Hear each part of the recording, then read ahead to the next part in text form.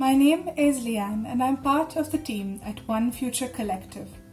In this video, I will be discussing ways in which lawyers can work on dismantling rape culture. The justice system is integral in helping survivors seek justice should they choose to pursue legal action.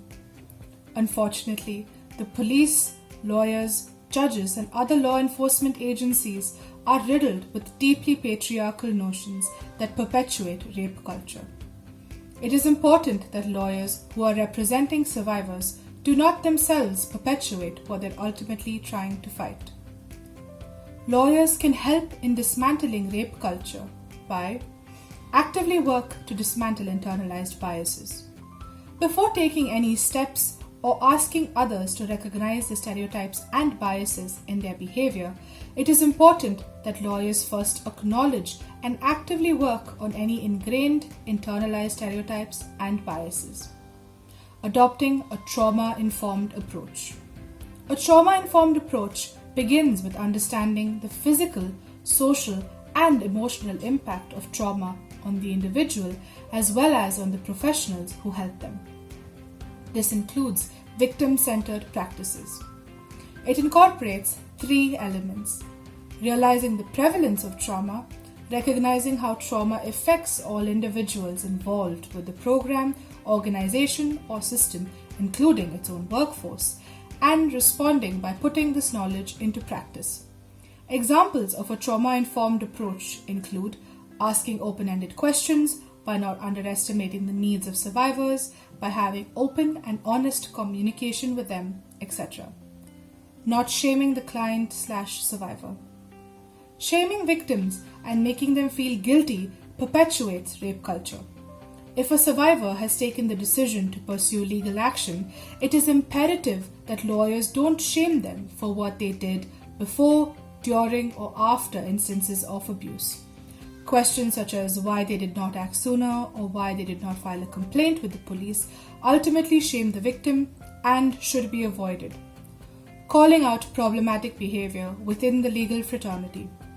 A crucial part of dismantling rape culture is calling out problematic behavior within the fraternity by believing survivors when they narrate their accounts of harassment by colleagues and seniors or within bar associations as well. This also includes hypermasculine behavior generally witnessed within the legal fraternity and also relates to smaller incidents such as talking over female lawyers and being dismissive of points put forward by female lawyers.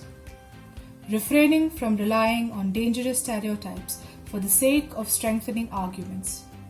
To effectively dismantle rape culture within the legal system, it is important that lawyers stop relying on harmful stereotypes and rape myths, such as clothing of the survivors, alcohol consumption, and other non-relevant elements for strengthening their arguments.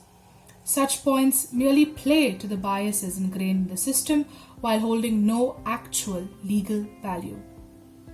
Working with other stakeholders. The justice system is not made up of lawyers alone. To have an effective trauma-informed approach, it is necessary that all other stakeholders, such as the police, medical personnel, lawyers, and even judges, be educated about trauma and adopt a trauma-informed approach in their respective work. Working with other stakeholders might be frustrating, but it is crucial to deal with their display of biased tendencies tactfully in order to help survivors effectively and dismantle rape culture in a more holistic manner. There are a lot of ways lawyers can adopt a trauma-informed mode of interacting with survivors of gender-based violence, and these are just some of them.